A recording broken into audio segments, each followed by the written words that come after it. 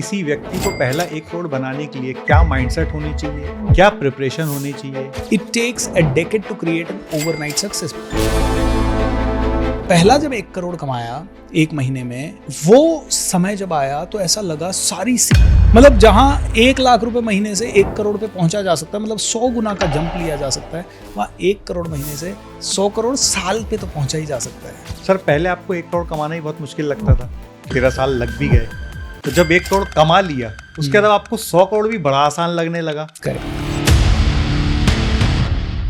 ये माइंडसेट कैसे लोगों का बने? विजुअल मोटर रिहर्सल है कि बोलते हैं पहले से ही रिहर्स कर लो कि जब आप करोड़पति बनोगे तो कैसा बिहेव करोगे,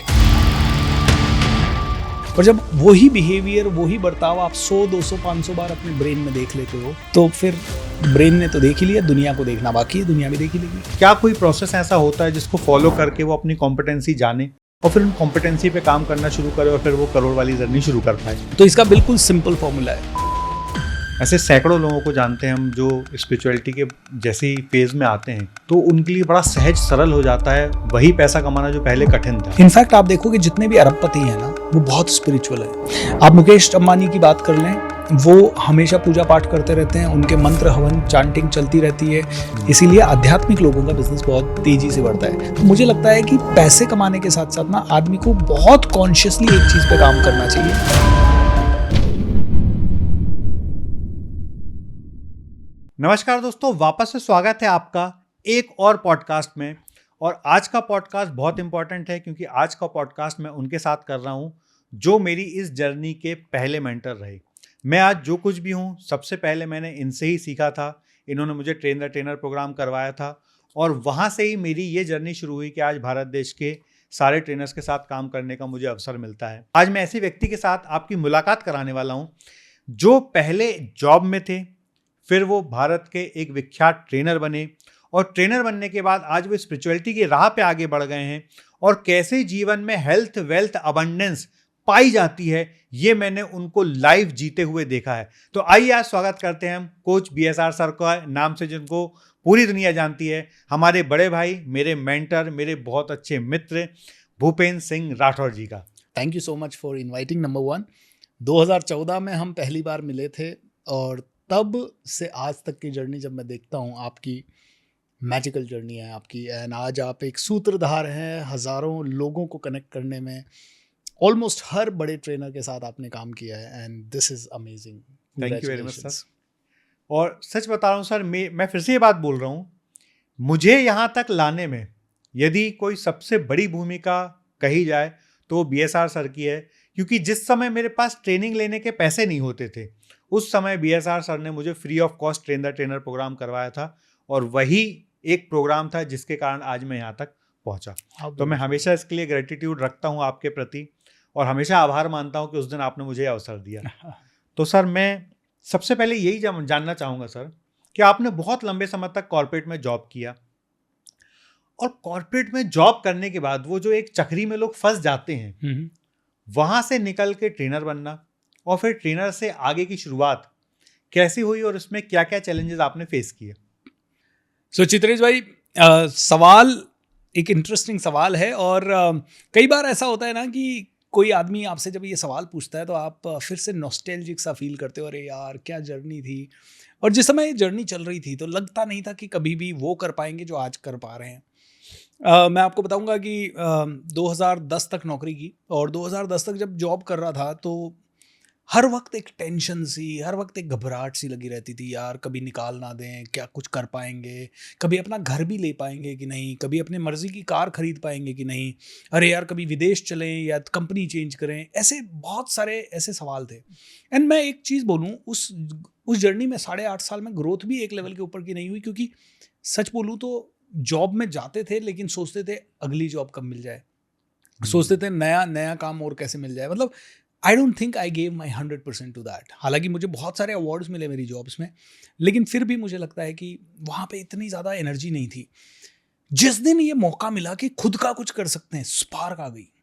बहुत डर लगा, सच बताऊँ तो इतना डर लगा। मैं घर वालों को बोल रहा था कि यार पापा मुझे ना बिजनेस करना है और मुझे ट्रेनर बनना है, और घर वालों ने बहुत गुस्सा किया मुझ पर, क्योंकि शादी नहीं हुई थी मेरी और मेरी एज हो गई थी 28 29, एंड उस समय अचानक से मैं कह रहा हूँ जॉब नहीं करूँगा, और पिताजी ने कहा मैंने तेरी तेरी पढ़ाई पे अपनी पूरी ज़िंदगी का पैसा लगाया है, तू अब अचानक से एकदम से पढ़ाई छोड़ देगा, मतलब जॉब छोड़ देगा और कुछ तो करेगा जिसमें तू बोलेगा और लोग पैसा भी दे देंगे, तेरे से शादी कौन करेगा। उनके अंदर हज़ारों फियर्स आ गए उनके अंदर। दोस्तों ने भी कहा पागल हो गया क्या, तेरा करियर छोड़ रहा है, कैसे छोड़ेगा। बट मेरे अंदर तो एक चीज़ आ गई थी, पहले आत्मविश्वास नहीं था, अब आ गया था। और आत्मविश्वास कैसे आया मैं आपको बताऊं। हर आदमी जो कहता है मेरे पास आत्मविश्वास नहीं है, मैं उसको कहता हूं आत्मविश्वास सिर्फ और सिर्फ ट्रेनिंग से आता है। आप अनट्रेंड हो इसलिए नहीं आ रहा। मेरे पास पहले ट्रेनिंग नहीं थी, पहले मुझे लगता ही नहीं था कि मैं बोलूंगा और कोई सुनेगा, लेकिन जब आया कॉन्फिडेंस कि हाँ मैं भी स्टेज पे जा सकता हूँ, मैं भी लोगों को फेस कर सकता हूँ, कुछ तो कर ही लूंगा, ऐसा थॉट जब आया तब मैंने कहा अब तो मैं करूंगा। पिताजी को मैंने बोला, मैंने कहा मैं तो जॉब छोड़ूंगा, या तो आप 6 महीने में शादी वादी का टेंशन है तो करवा दो, नहीं तो मैं जॉब छोड़ूंगा। ये हिम्मत मेरे पास पहली बार आई। सीधा कहने की हिम्मत नहीं थी, मैंने लेटर में लिख के ये पापा को बताया।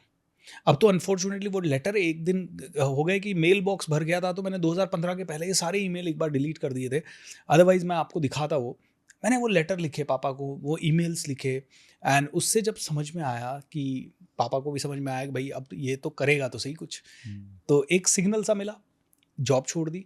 जॉब छोड़ी उस दिन खुश था, रिजाइन कर दिया बहुत खुश था। जब आखिरी दिन आया 19 मई 2010 का, और अब पता है कि 20 मई से जॉब में नहीं जाना है और सैलरी नहीं आएगी, इतना डर लगा। मैंने कहा क्या करूं।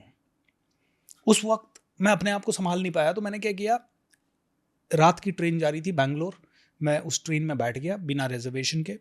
अगले दिन पहुंच गया बैंगलोर में आर्ट ऑफ लिविंग के आश्रम। 4-5 दिन सुदर्शन क्रिया और बहुत सारी चीज़ें की, उससे थोड़ा सुकून मिला, कॉन्फिडेंस आया। बाबा रामदेव का भी उसके अगले दिन एक इवेंट वहाँ बैंगलोर में था, मैं गया, वो भी अटेंड किया। वो अटेंड करके पापा को वहाँ से फ़ोन किया, पापा बाबा रामदेव मेरे सामने हैं, अरे आप उनको टीवी पे देखते हो, वो तो मेरे सामने बैठे। और वहाँ से फिर जो गुस्सा बरसा पापा का, एक तो नौकरी छोड़ दी, दूसरा बाबाओं के चक्कर में पड़ रहा है, हो क्या रहा है। मतलब इट वॉज सो डिफिकल्ट, और मैं बड़ा हार्ट ब्रोकन सा हो गया। मैंने कहा यार अब अभी तो नौकरी छोड़े 4 दिन हुए हैं, 4 दिन से इतना डिप्रेशन नेगेटिविटी, पता नहीं कैसे होगा। और ऊपर से थोड़ा एक्साइटेड हुआ था, वापस से वो एक्साइटमेंट चला गया। बट कहते हैं कि जब आप अपने मन का काम करते हो तब आप अपना बेस्ट देते हो, तब आप बहुत दिल से करते हो। उसके बाद तो मैंने दिन देखा ना रात देखा, 24 घंटे में से मैंने कभी नहीं देखा सोने का टाइम, उठने का टाइम, खाने का टाइम, पीने का टाइम। बहुत हार्डशिप्स आई, मुझे बिजनेस करना बिल्कुल नहीं आता था, मैं पैसे नहीं मांग पाता था, ऐसी इतनी सारी चैलेंजेस आए चित्रेश भाई कि मैं बता नहीं सकता आपको। बट मैं कई बार वो पूरी कहानी याद करता हूँ तो लगता है कि आज उसी कहानी के कारण जो हैं वो हैं, तो मैं ग्रेटफुल हूँ उन सभी चैलेंजेस के लिए। लोग आए, उन्होंने मेरी कंपनी छोड़ी, मेरे को बदनाम करने की कोशिश की, पार्टनर्स आए, पार्टनर्स ने कभी सपोर्ट किया, कभी बिल्कुल नहीं किया, सेल्समैन मिले जिन्होंने बहुत ज़्यादा अनएथिकल प्रैक्टिसेस की, ऐसी कई सारी चीज़ें हुई। इसके कारण 3 बार मैं बिल्कुल अपने सारे पैसे खो के लोन में जाके वापस बाउंस किया। ये 2013 में हुआ, ये 2014 के एंड में हुआ, ये 2016, 17, 18 में हुआ, 17, 18 में हुआ स्पेशली। तो 3 बार ये जब बार बार ये साइकिल घूमी, इससे एक चीज़ हुआ, इससे आइडियाज़ आ गए नए नए, इससे समझ आ गई आदमी को कैसे परखना है, इससे समझ में आ गई कितना देना है और कहाँ हाथ रोकना है, इससे समझ में आ गया कंट्रोलिंग कितनी करनी है और कितनी नहीं करनी है। आई थिंक इस पूरी प्रोसेस में मैं एक अच्छा ट्रेनर बन पाया। एंड इस पूरी प्रोसेस में हर बार, जैसे मैंने कहा ना, मैंने जॉब छोड़ी और मुझे बहुत फियर आया तो मैं आर्ट ऑफ लिविंग गया, वहाँ पे मेरे को आध्यात्म का सपोर्ट मिला। 2013 में जब ये तकलीफ़ें आई, सारी टीम छोड़ के गई, फिर आध्यात्म का सपोर्ट लिया मैंने, वहाँ से मेरे को बहुत स्ट्रेंथ मिली। 16-17 में जब सब कुछ चला गया, 17-18 में, उसके बाद फिर से मैं सुबह जल्दी उठ के मेडिटेशन करने से लेके कई सारी चीज़ें, फिर से आध्यात्म का सपोर्ट मिला। तो इससे मैं कन्विंस हो गया कि आध्यात्म तो सबसे ज़्यादा ज़रूरी है, पैसा ज़रूरी है या नहीं है, उससे भी ज़्यादा ज़रूरी है आध्यात्म। क्योंकि पैसा है और आध्यात्म नहीं है, आदमी दुखी रह सकता है। आध्यात्म है और पैसा नहीं है, आदमी आध्यात्म के साथ सुखी रह सकता है जीवन भर। इसीलिए दोनों में से, और बुरा वक्त किसी भी इंसान का जब आता है ना, तो आप देखो वो कहाँ जाता है, मंदिर, मस्जिद, गुरुद्वारे, किसी एस्ट्रोलॉजर के पास, किसी साइंटिस्ट, मतलब वो बहुत कम है ना जाता है कि यार मेरा बुरा वक्त आ गया है, अब तो मैं मोटिवेट होऊंगा, वो हमेशा भगवान की शरण में चला जाता है। तो मैं कहता हूँ अध्यात्म सबसे ज़्यादा ज़रूरी है। इस पूरी जर्नी में मुझे अध्यात्म ने बहुत सपोर्ट किया। सो आई वुड से आपका क्वेश्चन मुझे बहुत यादें दिला रहा है लेकिन मज़ा आया इस पूरी जर्नी में। आई एम सो ग्रेटफुल कि भगवान ने मुझे चूज़ किया ये काम करवाने के लिए। बहुत बढ़िया सर। सर मुझे बहुत अच्छे से याद है कोविड के समय पे आपने फर्स्ट टाइम जब 1 महीने में या शायद 1 दिन में 1 करोड़ रुपए की सेल की थी, तो वो जो 1 करोड़ बनाना, लोगों को लगता है 1 करोड़ हम बहुत आसानी से बना सकते हैं, पर उस 1 करोड़ को आपने अचीव तो शायद 1 दिन में किया था, पर उसकी तैयारी के लिए आपने कई बरसों लगाए, कम से बहुत कम हार्ड 12-13 डेज निकाले। साल। तो मेरा सवाल ये है कि किसी व्यक्ति को पहला 1 करोड़ बनाने के लिए क्या माइंडसेट होनी चाहिए, क्या प्रिपरेशन होनी चाहिए? स्किल सेट तो हर व्यक्ति का अलग हो सकता है, पर वो स्किल सेट बनाने के लिए क्या तैयारियां होनी चाहिए? देखिए हर चीज़ का एक प्रोसेस होता है चित्रेश भाई, है ना? मुझे तो कभी नहीं लगता था कि मैं 1 दिन में या 1 महीने में 1 करोड़ बना पाऊंगा। 1 दिन में तो नहीं, मैंने 1 दिन में मैक्सिमम 70 लाख रुपए कभी बनाए थे। लेकिन हाँ, मैंने 1 महीने में पहली बार जब 1 करोड़ से ऊपर का पैसा कमाया या 2 करोड़ से ऊपर का पैसा कमाया, तब मुझे आज भी याद आता है कि पहले तो मैं बड़ा खुश हुआ। लेकिन एक बहुत ही अच्छे आदमी ने मुझे कहा, it takes a decade to create an overnight success. मतलब 10 साल 15 साल का मेहनत लगता है तब जाके ओवरनाइट सक्सेस। लोगों को तो लगती है अरे ओवरनाइट इसका इतना ग्रोथ हुआ। भाई ओवरनाइट नहीं हुआ। उसी कोविड में हजारों और ट्रेनर थे, उनका इमीडिएट बेसिस पे इतना नहीं आया, लेकिन कुछ ट्रेनर्स ने कर लिया। तो वो जो हजारों ट्रेनर्स जो नहीं कर पाए, तो उनका क्यों नहीं हुआ? क्योंकि मैं आपको बताऊं कि 2010 में जब मैं ट्रेनर बना था, 2007 में मैंने सीखना शुरू किया, 2010 में मैं ट्रेनर बना, और 2020 में मेरे पास वो मौका आया जब मैं 1 महीने में 1 करोड़ कमा सकूं। 13 साल का हार्ड वर्क। हालांकि मुझे लंबा समय लग गया, उससे पहले भी हो सकता था, बट वो लंबा समय लगा या नहीं लगा, मेरे लिए 1 महीने में 1 करोड़ आना, मेरे परिवार के लिए जहां से मैं आता हूं, बहुत बड़ी चीज़ थी। तो जो भी आदमी 1 करोड़ रुपए कमाना चाहता है ना 1 महीने में, मैं कहता हूं देखो, आप ये मत बोलो कि मुझे तो 3 ही महीने में कमाना है। आपका ध्यान रिजल्ट पे नहीं चाहिए, आपका ध्यान प्रोसेस पे चाहिए। रिजल्ट इंपॉर्टेंट है, आई एम नॉट सेइंग कि रिजल्ट नहीं इंपॉर्टेंट है, लेकिन मैं कहूं कि मैं बहुत ज्यादा रिजल्ट करता 2010 में कि मुझे तो 1 करोड़ कमाना है। हो सकता है शायद मैंने कहा कि 17 में आ जाता, 16 में आ जाता, 15 में भी आ सकता था, बट रिजल्ट से ज्यादा प्रोसेस ने मुझे रिजल्ट दिया। तो मैंने कहा कि आप अपने काम में अच्छे बनते जाओ, बनते जाओ, बनते जाओ, एक दिन जरूर ऐसा आएगा कि आपको वर्ल्ड कप मिलेगा। बहुत बढ़िया। That's how it is. तो सर स्किल सेट, जैसा कि आपकी स्किल्स आपको पता चली कि आप बहुत अच्छा बोल सकते हैं, पहले फियर था कि आप कन्विंस नहीं कर पाएंगे, फिर आपको ये भी पता चला कि बहुत अच्छे से आप कन्विंस भी कर सकते हैं, तो आपने इसी को मास्टरी की और आप एज अ ट्रेनर अपने आप को फोकस किए। वैसे किसी भी व्यक्ति को अपनी कॉम्पिटेंसी जानने के लिए क्या कोई प्रोसेस ऐसा होता है जिसको फॉलो करके वो अपनी कॉम्पिटेंसी जाने और फिर उन कॉम्पिटेंसी पे काम करना शुरू करे और फिर वो करोड़ वाली जर्नी शुरू कर पाए? करेक्ट चित्रेश भाई, देखिए पहला चीज़ कॉम्पिटेंसी का, देखो बहुत लेमन की भाषा में, कॉर्पोरेट्स में तो क्या होता है, बहुत सारे असेसमेंट्स होते हैं, साइकोमेट्रिक्स होते हैं। उन साइकोमेट्रिक और कॉम्पिटेंसी मैपिंग असेसमेंट को करने से पता चलता है कि मैं किस में अच्छा हूँ, किस में अच्छा नहीं हूँ। अगर एक छोटे बच्चे का थोड़ा बहुत आइडिया लेना है तो बायोमेट्रिक, वो DMIT का टेस्ट वगैरह आप करवा सकते हो, जिससे कि थोड़ा बहुत कुछ पता लग सकता है। बट एक आम आदमी ये सब करेगा नहीं, या करेगा तो भी उसको उन चीज़ों पर विश्वास नहीं होगा। तो इसका बिल्कुल सिंपल फॉर्मूला है, एक्सपेरिमेंट करो लाइफ में पहले तो। अब आदमी किन चीज़ों में एक्सपेरिमेंट करेगा?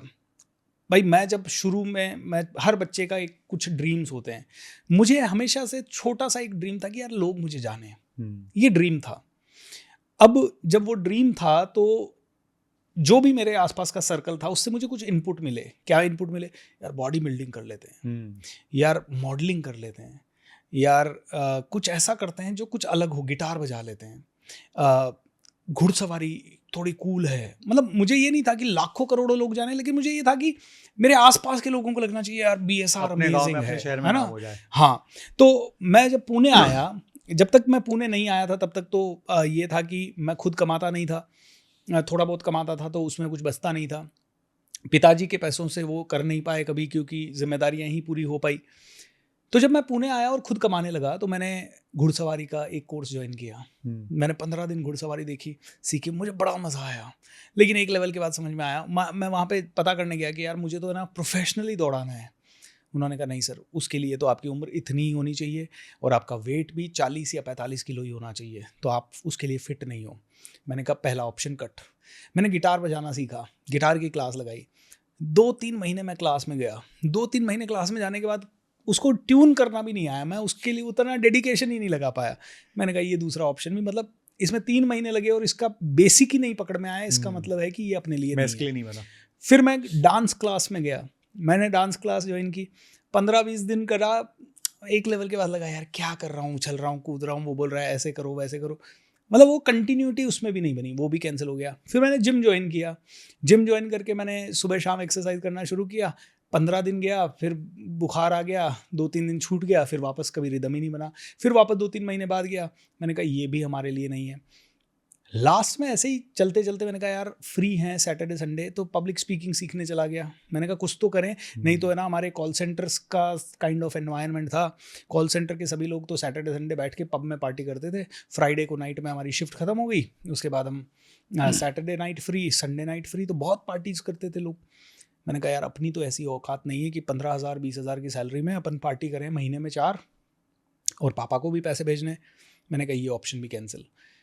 मैंने कहा एक ही ऑप्शन बचा है अपने लिए, सीखना। पब्लिक स्पीकिंग मैंने सीखा, मुझे इतना इंटरेस्ट आया। मेरे टीचर कहते थे 1 मिनट की स्पीच डिलीवर करनी हो 100 मिनट प्रैक्टिस करा करो, 100 अलग अलग तरह से प्रैक्टिस करा करो। और मैं लिटरली 100, 80, 90, 1000 बार, कई बार तो प्रैक्टिस करता था। मान लो कभी कभी पूरा सैटरडे संडे मिल रहा है तो सुबह से शाम तक एक ही स्पीच को अलग अलग तरीके से, जैसे मान लो मैं एक स्पीच दे रहा हूँ, the golden moment of my life, और मैं उस स्पीच में बता रहा हूँ कि मेरा गोल्डन मोमेंट वो था जब मैं पहली बार वर्ल्ड कप जीता, मान लो ऐसे ही मैं बता रहा हूँ। तो अब इसी स्पीच को अलग अलग तरीके से हमारे को बताते थे कि मान लो मेरे को एक trophy milli, looking at this trophy I am feeling about that day.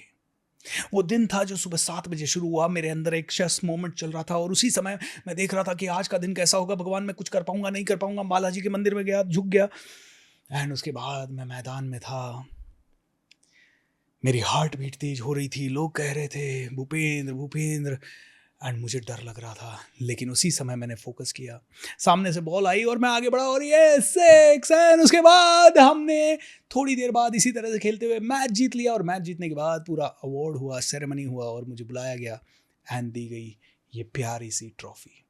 उस मोमेंट जब ये ट्रॉफी मेरे हाथ में आई, मैंने इसको फील किया और इसकी तरफ देखा, वो क्षण मेरी पूरी बॉडी में रोंगटे खड़े कर देने वाली एनर्जी थी। That moment was the golden moment of my life. अब इसी स्पीच को दोस्तों आज भी याद है, वो दिन जब मेरे हाथ में ये ट्रॉफी थी। दोस्तों ये ट्रॉफी इंपॉर्टेंट नहीं थी, ये ट्रॉफी के पीछे जो हमने हार्ड वर्क किया था, पैशन। अब इसी को अग्रेसिव वे में मैंने बोल दिया, इसी को मैं फनी वे में बोल दिया, इसी को मैं बहुत ही सॉफ्ट टोन में बोला, इसी को बहुत हाई पिच में बोला, इसी को उतार चढ़ाव के साथ बोला। अलग अलग तरह से जब हम प्रैक्टिस करते थे तो ये इतना इंटरेस्टिंग लगा मुझे कि मुझे लगा कि यार मज़ा आ गया। तो मैंने कहा, आपने जो सवाल पूछा, एक्सपेरिमेंट करो। मैंने 5, 6, 7 चीज़ों में एक्सपेरिमेंट किए। एक्सपेरिमेंट किस में करता है आदमी? जिसकी उसकी थोड़ी बहुत डिजायर होती है। तो ऐसा नहीं है कि आप 500 चीज़ों में एक्सपेरिमेंट करोगे, 5, 10। अब लोग कहते हैं सर इतना हमारे पास पैसा नहीं है कि हम ये भी सीखें ये भी सीखें। देखिए भाई मेरे पास भी नहीं था, मैं भी कितना 20,000 रुपये कमा रहा था, और 20,000 में से हॉर्स राइडिंग का पहले महीने दिया मान लो 1,000 1,500 कट हो गया, दूसरे महीने गिटार का दिया 5-6 हज़ार, मान लो 2-3 महीने कट हो गया, डांस क्लास का दिया कट हो। 1 साल में तो आपको मिल ही गया ना आपका पैशन। तो भाई जहाँ 50 साल का गेम खेलने वाले हो, वहाँ अपने पैशन को ढूंढने के लिए 1 साल तो लगाओ, रिसर्च करके लगाओ। अच्छा आपको इससे भी नहीं करना तो हर उस इंसान को देखो जो आपको प्रभावित करता है, और उसकी उस चीज़ के बारे में पढ़ाई करो, और कौन सी चीज़ आपको ज़्यादा दिन तक एंगेज रख सकती है, शायद वहाँ आपका पैशन हो। सो ढूंढो अपने पैशन को। बहुत बढ़िया। कहते हैं कि direction comes first, speed comes second. Speed important है। आप जल्दी भागना चाहते हो, बिना डायरेक्शन के भागोगे, किधर भागोगे? पता लगा आपको जाना था बैंगलोर, आप चले गए बॉम्बे की रोड पे, एंड आप स्पीड से जा रहे हो, उतनी ज़्यादा दूर चले जाओगे, उतनी ज़्यादा दूर, और उतनी जल्दी गलत दूर चले जाओगे, और वापस आने में उतना ही टाइम लगेगा। एंड वापस आते समय रोड खराब मिल गई तो कई लोगों के साथ यही होता है ना, वो गलत रास्ते पे चले जाते हैं। देखिए मैं IT में चला गया, गलत रास्ता तो नहीं था, उस समय के हिसाब से सही रास्ता था, लेकिन आप देखिए 8.5 साल मैंने IT की जॉब की, 3 से 4 साल मैंने IT के लिए सीखा, 11-12 साल चले गए ना।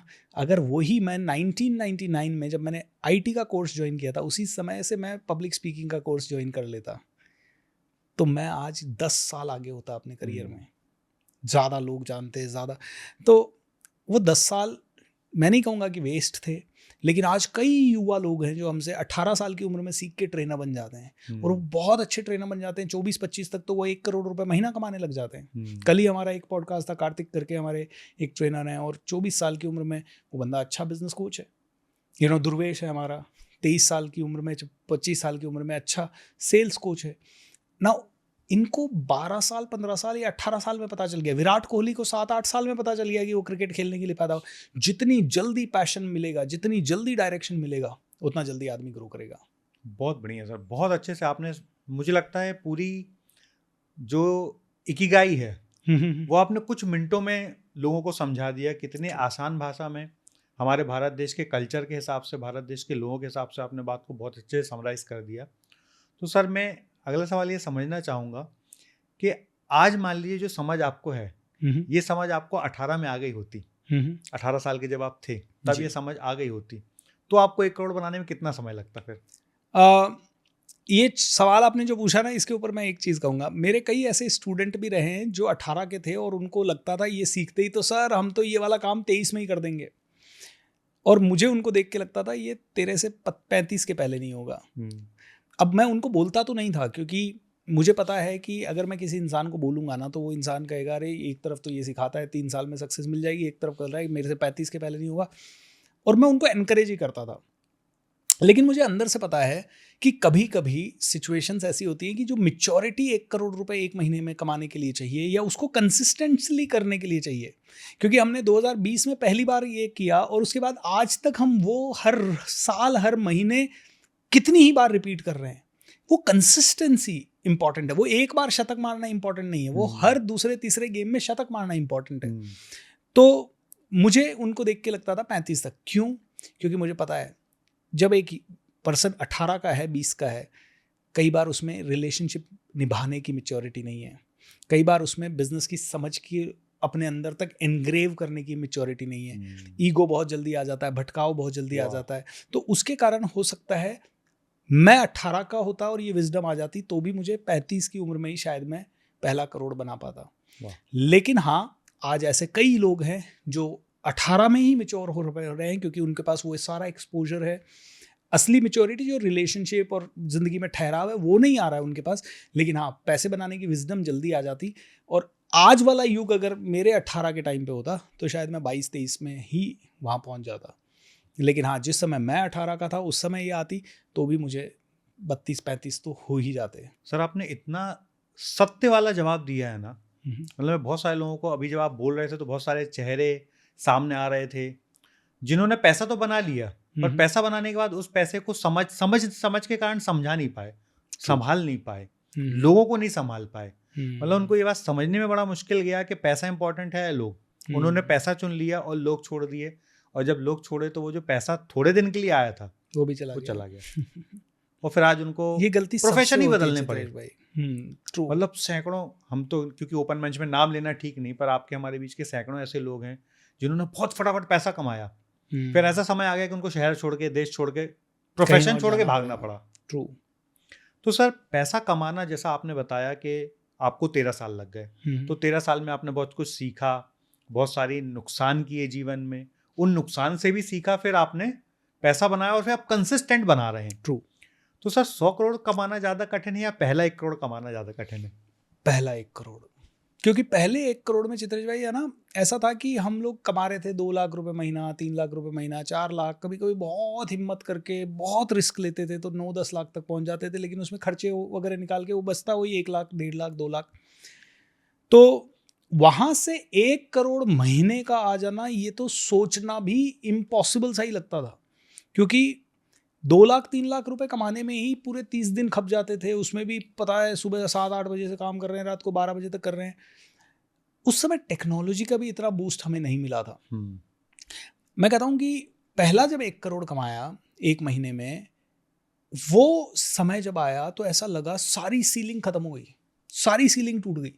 मतलब जहां 1 लाख रुपए महीने से 1 करोड़ पे पहुंचा जा सकता है, मतलब 100 गुना का जंप लिया जा सकता है, वहां 1 करोड़ महीने से 100 करोड़ साल पे तो पहुंचा ही जा सकता है। हम 1 करोड़ से 100 करोड़ महीने पे अभी नहीं जा रहे हैं, हम तो क्या बोल रहे हैं कि 1 करोड़ से 100 करोड़ तक जा सकते हैं। तो ये जंप जो है ना, ये इसलिए इतना बड़ा नहीं लगता क्योंकि पहली नौकरी शुरू की थी तो 1200 से की थी, फिर 3000, फिर 5000, फिर वहां से करते करते करोड़ महीने पे आ गए। अब यहाँ पे से 100 करोड़ इतना बड़ा इसलिए नहीं लगता क्योंकि मुझे पता है कि फॉर्मूला वही है। अब उसके लिए ज़्यादा टैलेंटेड लोग चाहिए, उसके लिए ज़्यादा अच्छा एक प्रोडक्ट चाहिए, वो जैसे ही आया बेचना आता ही है और वी कैन डू इट। सो मुझे हमेशा हर बिजनेसमैन को ये लगता है कि 1 करोड़ का टर्नओवर कभी कभी पहला 1 करोड़ टफ होता है। अब यहाँ पे दूसरी बात करते हैं, 1 करोड़ महीना टफ की बात कर रहा हूँ मैं, 1 करोड़ साल का तो टफ नहीं है।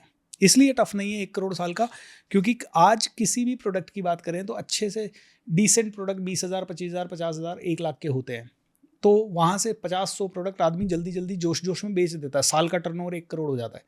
उसके लिए पहला 100 करोड़ बहुत मुश्किल है क्योंकि वो सोचता है 1 करोड़ आ गया अब तो मैं बहुत कर लूंगा, लेकिन 1 करोड़ की ही विजडम से वो खेल रहा है।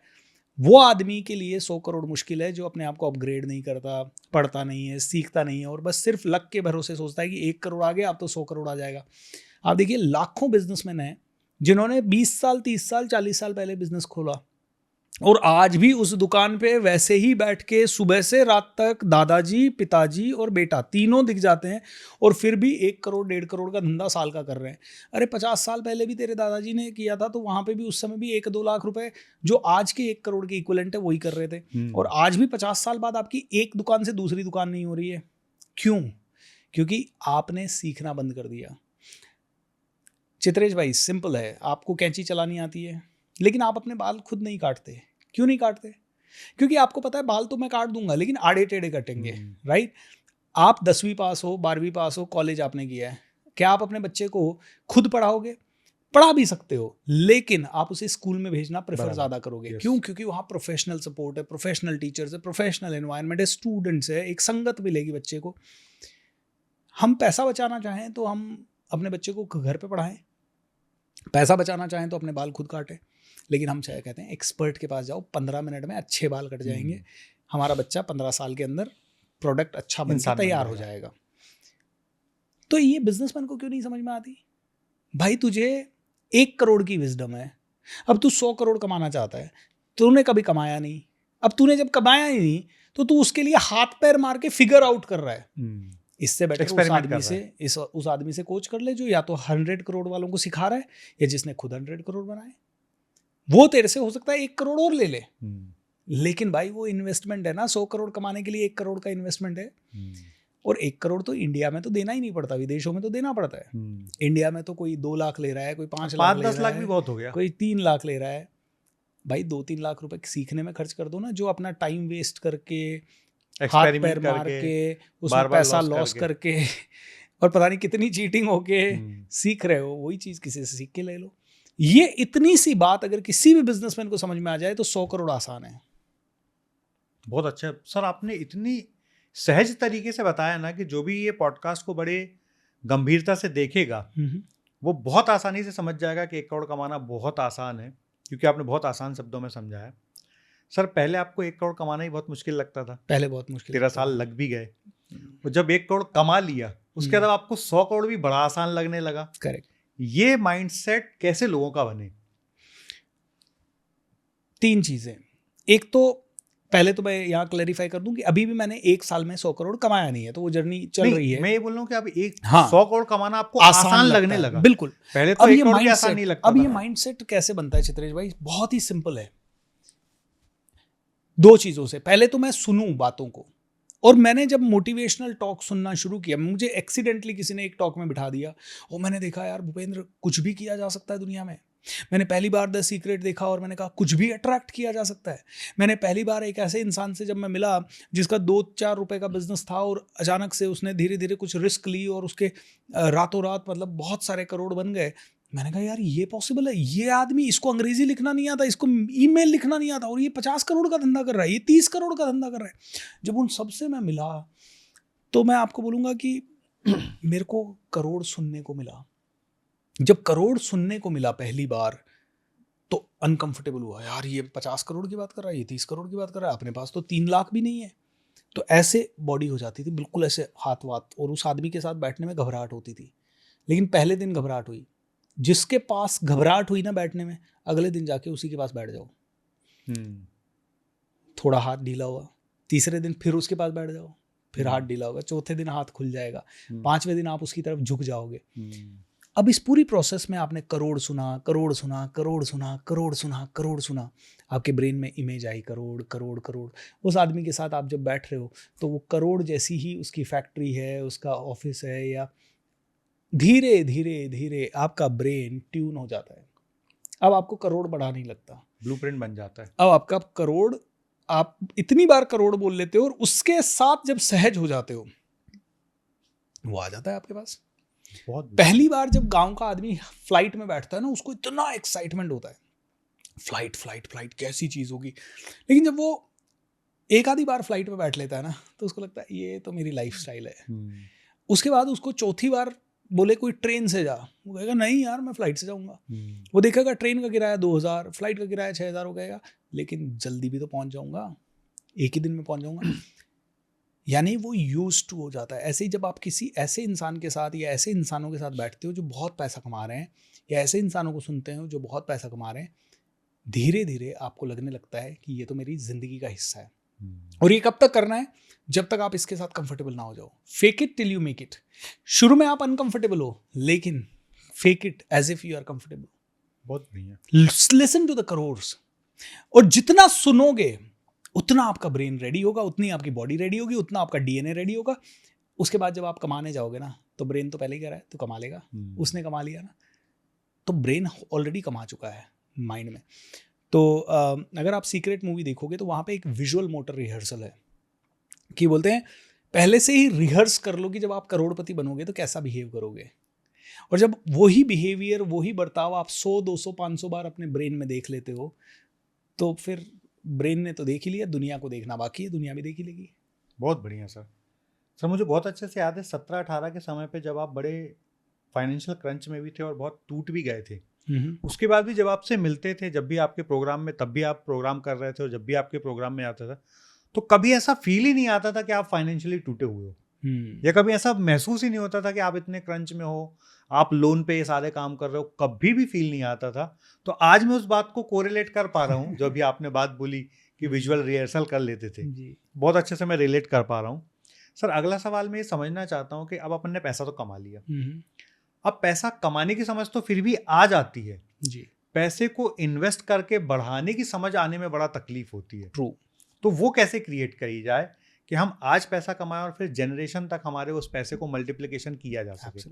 इसके लिए क्या किया जाना चाहिए? चित्रेश जी, इसके लिए ना एक पहली चीज़ मैं आपको बताता हूँ। देखो, हर पर्सनालिटी अलग है।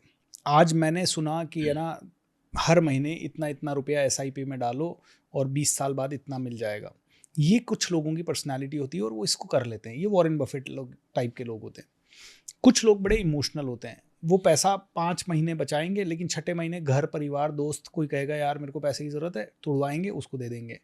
ये इमोशनल रिलेशनशिप ओरिएंटेड लोग हैं। कुछ लोग ऐसे लोग हैं जो बहुत इम्पेशेंट है, उनको छोटा छोटा करके 5, 6, 10 महीने में थोड़ा सा मिला, वो बहुत फ्रस्ट्रेटेड हो जाएंगे और रिस्क में पैसा डालेंगे और एक साथ बड़ा करने की कोशिश करेंगे। तो अलग अलग कैटेगरी के लोग हैं हमारे पास। सबसे पहले मैं कहूँगा कि आपको फाइनेंस और आपकी ज़िंदगी के बारे में सेल्फ अवेयर होना पड़ेगा, समझ आनी चाहिए। जैसे मैं आपको बोलूँ कि मेरी पर्सनालिटी कैसी है। मेरी पर्सनालिटी ऐसी नहीं है कि मैं छोटा छोटा रोज़ बना सकूँ, मैं छोटा छोटा हर शेयर में इन्वेस्ट कर सकूँ। मेरी पर्सनालिटी ऐसी है कि अगर मेरे पास पैसा रहा तो मैं उसे खर्च कर दूंगा, और मुझे ये छोटा छोटा करने में भी कोई आनंद नहीं आता। तो इसमें मैं हमेशा 2 कामों में से एक काम करूँगा।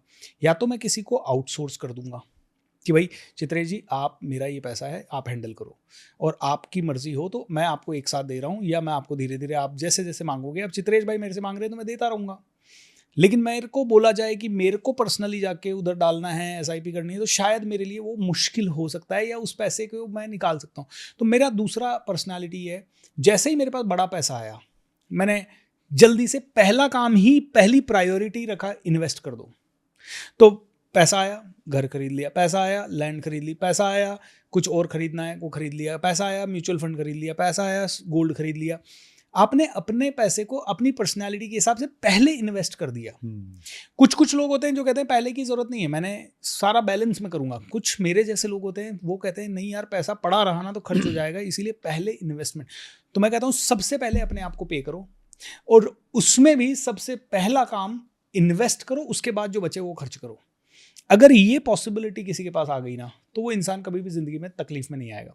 दूसरा है, एक रिवर्स कैलकुलेशन प्लान होना चाहिए।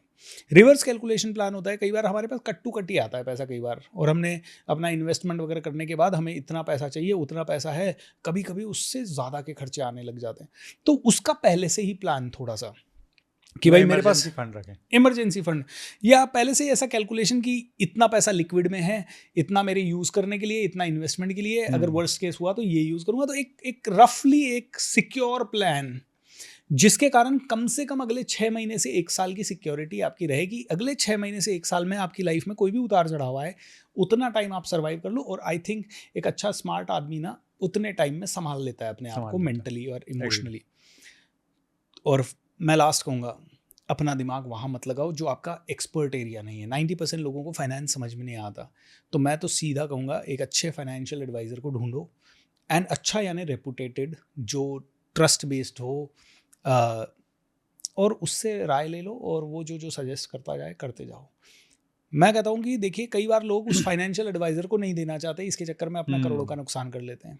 यही अभी थोड़ी देर पहले हम कोचिंग की बात कर रहे थे, क्योंकि मैं अपने आप से अगर ये एक्सपेक्ट करूँ कि मैं स्पिरिचुअलिटी में भी अच्छा हूँ, मैं हेल्थ में भी अच्छा हूँ, मैं रिलेशन में भी अच्छा हूँ, और मैं बिज़नेस करने में भी अच्छा हूँ, और मैं फिर मार्केटिंग में भी अच्छा हूँ, और मैं सेल्स में भी अच्छा हूँ, और अब मैं फाइनेंस में भी अच्छा हो जाऊँ, तो फिर भैया आप भगवान हो। यू नो, कैसे हो पाएगा एक इंसान 1000 चीज़ों में अच्छा? इम्पॉसिबल है।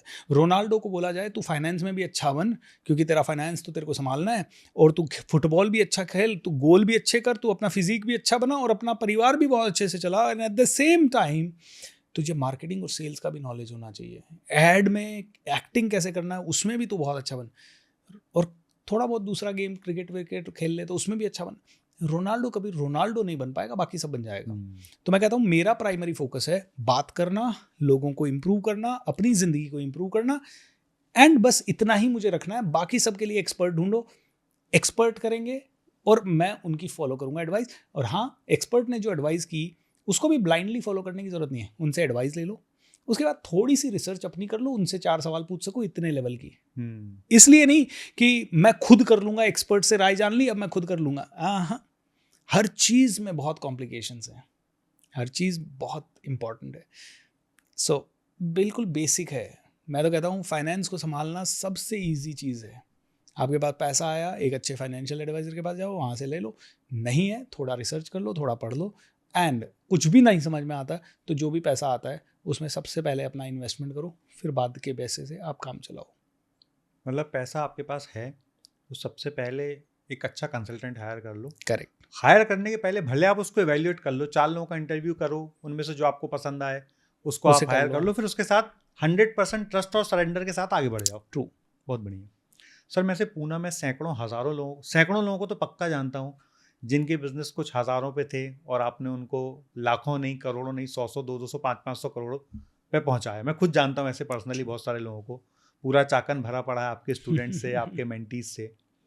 इतने बड़े बड़े काम करने के बाद अब मैं कुछ दिनों से देख रहा हूँ आप अध्यात्म की तरफ ज़्यादा झुकाव आपका हो गया है। अभी आप प्रोग्राम भी जो कर रहे हैं वो भी ज़्यादा से ज़्यादा मतलब फ्री प्रोग्राम करना, कम पैसों में करना, लोगों के लिए करना। ये भाव कैसे आया और इस भाव के पीछे का क्या किक रहा? मतलब किसने मोटिवेट किया कि अब मुझे ये करना है?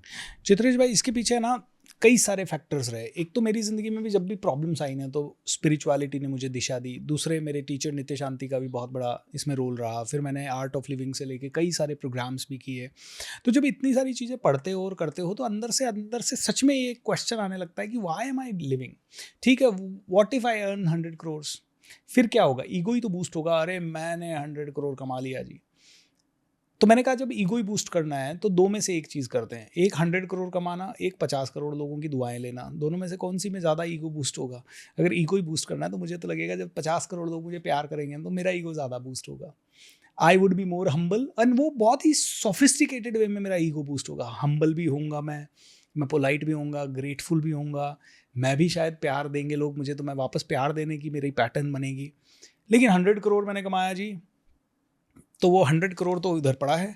अब वो 100 करोड़ खुश होगा क्या मेरे को देख देख के? ना मैं उसको साथ ले जा पा रहा हूँ, ना मैं कुछ और। लेकिन जितने भी लोगों ने दुआएं दी है, और किसी एक की भी ज़िंदगी में, मैंने कोविड में जो काम किया था मैजिक ऑफ थिंकिंग रिच करके, मुझे नहीं पता भगवान ने मुझे क्यों चूज़ किया 28 दिन का फ्री प्रोग्राम करने के लिए, लेकिन जाने अनजाने में मैंने देखिए तीसरा सीज़न चल रहा था कोविड का, डेडली कोविड था, सेकेंड वेव आई थी, कई लोग मर रहे थे। और मैजिक ऑफ थिंकिंग रिच के पहले दिन हमने देखा, एक हमारा पार्टिसिपेंट था संजीव कुमार, वेंटिलेटर पे था हॉस्पिटल में, पहला दिन उसने अटेंड किया और हम उसको वहाँ पे मोटिवेट, संजीव हम सब तेरे साथ हैं, देख इस समय 20,000 लोग तुझे देख रहे हैं, संजीव सब तेरे साथ है, तू जिएगा, तू वापस निकलेगा यहाँ से। दूसरे दिन संजीव फिर हमारे साथ है, तीसरे दिन संजीव हमारे साथ है, 10वें दिन संजीव हमारे साथ है, और 11वें दिन वो ठीक होके उस शेयर करता है कि सर मेरे आसपास उसी कमरे से कम 20, 25, 50 लाशें निकली है और आपके मैजिक ऑफ थिंकिंग रिच के कारण मैं जिंदा बाहर निकला हूँ। वाह। यू नो चित्रेश भाई, जब मैं ये बता रहा हूँ तो गूज बम्प्स से आ रहे हैं मेरे को। द रीजन इज क्योंकि मैं फील कर पा रहा हूँ वो कोविड की वो वाली वेव। आज बड़ा इजीली हम उसके बारे में बात कर रहे हैं, बट हम सब डर गए थे कि कहीं नेक्स्ट मैं ना हो जाऊं, कहीं नेक्स्ट कोई और ना हो जाए। सबके बिजनेस बंद, पूरा दुनिया ठप हो गई, कोई बाहर नहीं निकल रहा है, सबके चेहरों पे मास्क लग गए हैं। और उस समय जब मैंने ये काम किया, आपको बता नहीं सकता उतनी खुशी जब पहली बार 2.5 करोड़ भी महीने का कमाया ना, तब नहीं आई। उतनी खुशी मर्सिडीज़ खरीद के नहीं आई, उतनी खुशी घर खरीद के नहीं आई, जब किसी को जीवन दान देने में हम योगदान कर पाए, उसमें आई। और वो कोविड में ऐसे एक नहीं, ऐसे कई लोग थे। कईयों ने तो हमें वीडियो में कनेक्ट हम नहीं हो पाए, लेकिन हमें लोग भेजते थे, सर मेरा भाई वहाँ से बाहर आ गया। एक बंदे का तो बर्थडे था, वेंटिलेटर पे वो बर्थडे केक काट रहा है। तो इतनी सारी जो दुआएं थी ना, उनसे बड़ा एक इंस्पिरेशन सा मिला। और फिर उसी के तर्ज पे मैजिक ऑफ थिंकिंग रिच के 8 सीजन हो गए। हर सीजन में ये रिपीट हुआ। किसी की दवाइयाँ छूट गई, किसी का कैंसर ठीक हो गया, किसी का ब्रेन प्रॉब्लम था वो ठीक हो गया, किसी का OCD ख़त्म हो गया, किसी को बचपन से अस्थमा था वो ठीक हो गया, और किसी का बिजनेस बिल्कुल ज़ीरो पे चला गया था, माइनस में चला गया था। एक लेडी का हमारे पास मैसेज आया कि सर मैं तो कोविड में, मेरे पास इतना भी कॉन्फिडेंस नहीं था कि मैं 500 रुपये महीने का कमा पाऊँ, और मैंने ऐसे ही आपका 1500-2000 रुपये का कोई कोर्स था वो ज्वाइन कर लिया, और मुझे लगा कि मेरे तो पैसे वेस्ट हो गए। लेकिन जब मैंने आपको सुनना शुरू किया, क्योंकि मैंने 10-15 दिन आपका सेशन नहीं किया, जब मैंने आपको सुनना शुरू किया उसके बाद मेरे को कॉन्फिडेंस बढ़ा, मैंने स्टेप उठाने शुरू किए, और बोली मैं पिछले 1 साल से आपका हर एक लाइव प्रोग्राम अटेंड कर रही हूँ, सिर्फ इसलिए कि शायद कभी मुझे आपसे बात करने का मौका मिल जाए और मैं आपको बता सकूँ कि अब मैं 50,000 रुपये महीना कमा रही हूँ। बोलती है सर 50,000 दुनिया के लिए छोटा होगा, बट मेरे लिए तो इतना भी नहीं था कि मैं 500 महीना कमा सकूँ। और इस महीने, जिस महीने मैं आपको ये बता पा रही हूँ, रश्मि जी मोदी नाम था शायद उनका, बोलती इस समय जब मैं ये कमा पा रही हूँ तो इस महीने तो मैंने 1 लाख रुपए कमाया। तो ये सारी चीज़ों से एक ही चीज़ की किक मिली कि दुआएं कमानी है मुझे बहुत ज़्यादा। अब मैं थोड़ा एक सेल्फिश रीज़न भी बताता हूँ। मैंने कई मोटिवेशनल स्पीकर्स की जर्नी देखी, बहुत अच्छा काम करते हैं, 60 तक अच्छा करते हैं, कोई 70 तक अच्छा करता है, उसके बाद बुढ़ापा आता है, धीरे धीरे उनके फॉलोवर कम होने लगते हैं, उनके अंदर एक चिड़चिड़ापन सा आता है, यार मुझे कोई नहीं फॉलो कर रहा और 70-80 के बाद धीरे धीरे उनके फॉलोवर्स काफ़ी डिमिनिश हो जाते हैं, और एक दिन वो दुनिया छोड़ के चले जाते हैं, और फिर उनका ज़्यादा कोई लोग नाम नहीं लेते, कुछ याद रह जाती हैं, कुछ किताबें रह जाती हैं, कुछ लोग सिर्फ उनको बारे में बात कर पाते होंगे, लेकिन उतने फॉलोवर्स उनके नहीं बचते हैं। लेकिन जब मैंने आध्यात्मिक लोगों की ज़िंदगी देखी तो मैंने देखा कि ओशो इस दुनिया में रहे, उनके हज़ारों फॉलोवर्स बने, और उन्होंने जेन्युइनली लोगों को हेल्प किया होगा, तभी इतने फॉलोवर्स है, और आज तक भी वो रेलेवेंट है, मृत्यु के इतने सालों बाद भी, और आई एम श्योर कि हर रोज़ बढ़ ही रहे हैं। यही हुआ स्वामी विवेकानंद के साथ, यही हुआ रामकृष्ण परमहंस के साथ। तो अगर मैं अपना एक स्वार्थी वो देखूं, तो मुझे अगर मरने के बाद भी रेलेवेंट रहना है और हर हाल, हर काल, हर परिस्थिति में किसी ज्ञान को रेलेवेंट रखना है, तो आई थिंक वो डीप स्पिरिचुअलिटी का नॉलेज है जो संत तुकाराम जी हो, चाहे सूरदास जी हो, या मीराबाई हो, या तुलसीदास जी हो, 500 साल पहले, 1000 साल पहले भी कोई संत हुए, गुरु नानक देव हो, उनका ज्ञान भी आज तक रेलेवेंट है। तो यही एक सार्वभौमिक सत्य जिसे कह सकते हैं यूनिवर्सल ट्रूथ, ये आज भी है, ये कल भी था, ये 5000 साल पहले भी था और ये आगे 5000 साल बाद भी रहेगा। तो अगर भूपेंद्र सिंह राठौड़ चाहता है कि वो कोई लेगेसी क्रिएट करके जाए, तो बस यही एक तरीका मुझे लगता है। इसीलिए मैं इसी के ऊपर ज़्यादा काम करना चाहता हूँ। बहुत बढ़िया सर। सर मैंने ऐसा भी देखा है, बहुत सारे लोग जब स्पिरिचुअलिटी में आ जाते हैं तो उनके लिए पैसा कमाना और आसान हो जाता है। बिल्कुल, मतलब नॉट इन टर्म्स ऑफ कि वो स्पिरिचुअल ज्ञान दे के पैसे लेने लगते हैं। ऐसे सैकड़ों लोगों को जानते हैं हम जो स्पिरिचुअलिटी के जैसे ही फेज़ में आते हैं तो उनके लिए बड़ा सहज सरल हो जाता है वही पैसा कमाना जो पहले कठिन था। उनके खुद के बिजनेस में, उनके खुद के काम में बड़ी तरक्की होने लगती है। इसका क्या कारण है? इनफैक्ट आप देखोगे जितने भी अरबपति हैं ना, वो बहुत स्पिरिचुअल है। आप मुकेश अंबानी की बात कर लें, वो हमेशा पूजा पाठ करते रहते हैं, उनके मंत्र हवन चांटिंग चलती रहती है।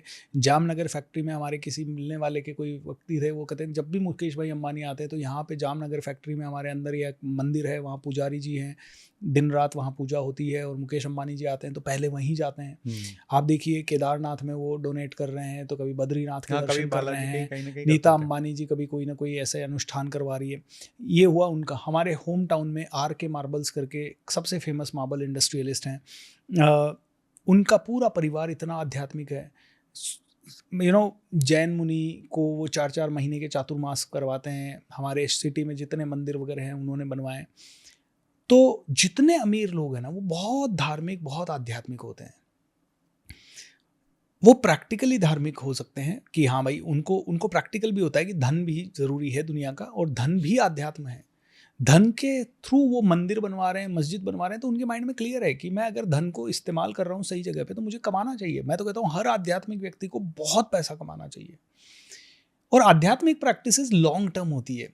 देखिए, जब मैं आध्यात्मिक नहीं हूँ तो मैं क्या करूँगा, चित्रेश भाई मिले हैं, आई डोंट केयर, मुझे तो इनसे बस प्रॉफिट मिलना चाहिए। और जब मैं आध्यात्मिक हूँ तो मेरा नज़रिया क्या होगा, यार चित्रेश भाई आए हैं, अब मैं भी कभी किसी के पास जाता हूँ तो मुझे जेन्युइन हेल्प मिलती है, तो मुझे अच्छा लगता है आज चित्रेश भाई को जेन्युइन हेल्प करते हैं। अब दोनों में चित्रेश भाई को तो पता है पैसा देना है, एक में बस मैं सर्विस ये दे रहा हूँ कि ये प्लांट चित्रेश भाई को दे रहा हूँ, इससे भी चित्रेश भाई मुझे 200 रुपये देने वाले हैं, दोनों ही इंटेंशन में। बट पहली इंटेंशन क्या है, चित्रेश भाई से फटाफट पैसा ले लूँ, अरे आज जल्दी से बेच दूँ। मैं मेरे टीम का भी कोई सेल्समैन मार्केट में जाता है तो मैं उसको एक ही चीज़ कहता हूँ, सेल क्यों नहीं हुई? अरे सर वो मैंने बहुत कोशिश की। मैंने कहा जब तू जाता है तो तेरा माइंड होता है कि अगर मैंने अभी भी सेल नहीं की तो सर क्या कहेंगे, पहली चीज़। दूसरा तेरा माइंड होता है यार ये तो खरीदना ही चाहिए, ये खरीदेगा ना, इसको तो बेचना है। मैं कहता हूँ ये सारे माइंड हटा दे, तू सिर्फ उसके पास जा और ये सोच के जा, तेरे पास और मेरे पास ताकत है उसकी पूरी ज़िंदगी बदलने की। हम अपने पैसे के लिए नहीं जा रहे हैं, हम उसकी ज़िंदगी बदलने के लिए जा रहे हैं। और मेरे पास जो भी, मैं इसी अंदाज से बोलता हूँ, स्टेज से बोलता हूँ, चाहे वेबिनार में बोलता हूँ, चाहे सेमिनार में बोलता हूँ, भाई मैं तेरी ज़िंदगी बदलने के लिए आया हूँ, मुझे क्यों लोड चाहिए, मुझे तो कोई किसी तरह का कोई नेगेटिविटी चाहिए ही नहीं। मैं आपकी ज़िंदगी बदल सकता हूँ तो मैं पावरफुल हूँ। Why should I be ashamed कि मेरे को पैसा मांगते हुए शर्म आनी चाहिए? नहीं, आप पैसा दोगे तो ही तो मैं प्रोग्राम कर पाऊंगा। मैं कहाँ से अपने घर से लाके आपको 2 दिन बिठा के खिलाऊंगा या 4 दिन बिठा के खिलाऊंगा? I need money for that and I am asking that money. आप 30,000 दोगे तो आपको 300 करोड़ कमाने का फॉर्मूला मैं सिखाऊंगा। और ये एक यूट्यूब वीडियो से आने की बात नहीं है। तो मेरा तो कॉन्फिडेंस बढ़ता है जब मैं सेल करता हूँ। तो पैसे मांगना भी ज़रूरी है, पैसे कमाना भी ज़रूरी है। और जब आपको अध्यात्म की अंडरस्टैंडिंग होती है तो अध्यात्म कहता है लॉन्ग टर्म। तो मैं उसकी ज़िंदगी बदलने जा रहा हूँ और उसकी ज़िंदगी बदल गई तो पता नहीं 500 साल तक पता नहीं कितने लोगों की ज़िंदगी और बदलेगी। ये तो रिपल इफेक्ट है ना। तो जो आध्यात्मिक आदमी होता है वो ये समझता है बहुत, वो जानता है कि जो एम्पायर वो क्रिएट कर रहा है उससे 1000 लोगों को रोज़गार मिलेगा। वो सही प्रैक्टिसेस के साथ उसको क्रिएट करता है, वो चीटिंग नहीं करता है, वो किसी का हक नहीं मारता है, वो हर एम्प्लॉय को खुश रखने की कोशिश करता है। एंड ये आध्यात्मिक प्रैक्टिसेस से जब 50 लोग खुश हैं तो उनकी दुआओं से आपका बिजनेस बढ़ेगा। इसीलिए आध्यात्मिक लोगों का बिजनेस बहुत तेज़ी से बढ़ता है। कई लोग जो नॉन आध्यात्मिक है वो रॉन्ग प्रैक्टिसेस से बढ़ा लेते हैं, लेकिन आप देखोगे वो 1 पीढ़ी 2 पीढ़ी तक का ही होता है। वो सस्टेनेबल नहीं होता है। बहुत बढ़िया बात बोली सर आपने। मैं यही बात पूछना चाह रहा था कि जब लोग पैसा कमा लेते हैं उसके बाद आध्यात्मिक हो जाते हैं या आध्यात्मिक हो गए इसलिए पैसा कमा लेते हैं? दोनों ही सही है। कोई जर्नी बाद में शुरू हो सकती है। देखिए, हर किसी की इनर कॉलिंग होती है। Not that everybody when they start they are आध्यात्मिक, लेकिन हाँ, कई लोग हो जाते हैं। और ये माता पिता के संस्कारों में भी है ना? घर में जैसा माहौल है, मुझे ऐसा लगता है कि ये आध्यात्मिक कॉलिंग जो मेरी थी, ये बहुत बचपन से थी। मतलब मैं नाना नानी को देखता था, वो गायत्री परिवार से थे, सुबह शाम चैंटिंग करते थे।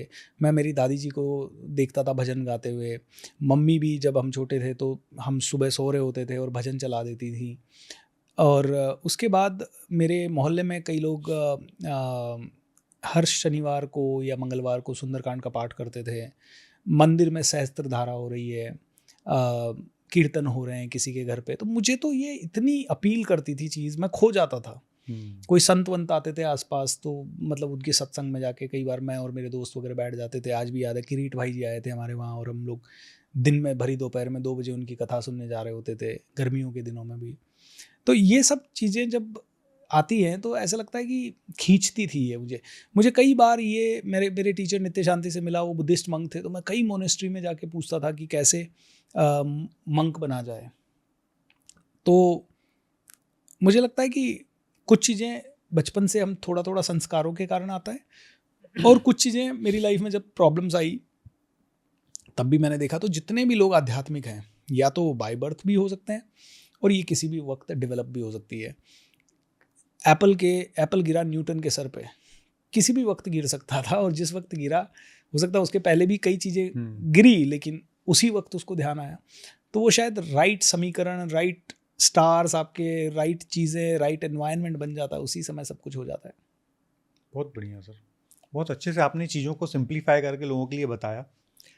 सर, जब पैसा आने लगता है तो कुछ ऐसा भी होता है कई बार कि लोग की नीयत बदलने लगती हैं, लोग के संस्कार खराब हो जाते हैं।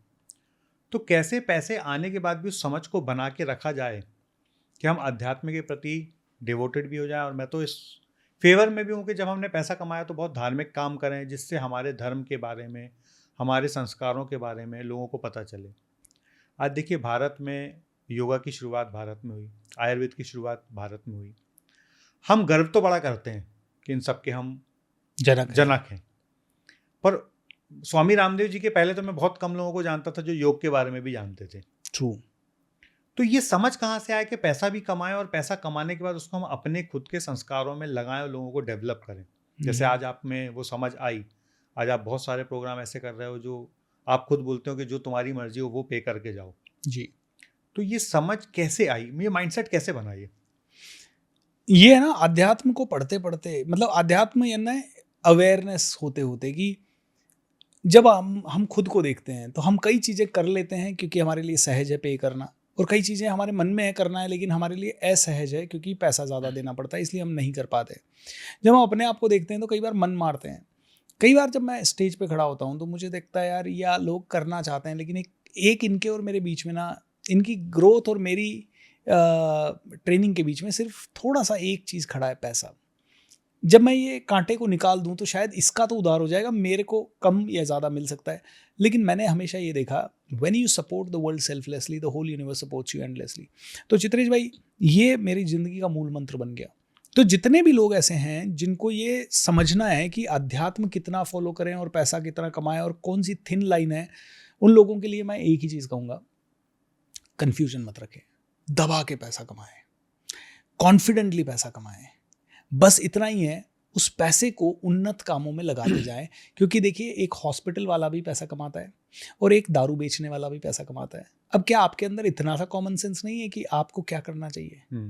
एक स्कूल बनाने वाला भी पैसा कमाता है, और एक आदमी जो मिठाई बेच रहा है और मिठाई के मावे में नकली मावा बना रहा है, वो भी पैसा कमा रहा है। क्या आप में इतनी सी समझ नहीं है कि कौन सा बिजनेस करें?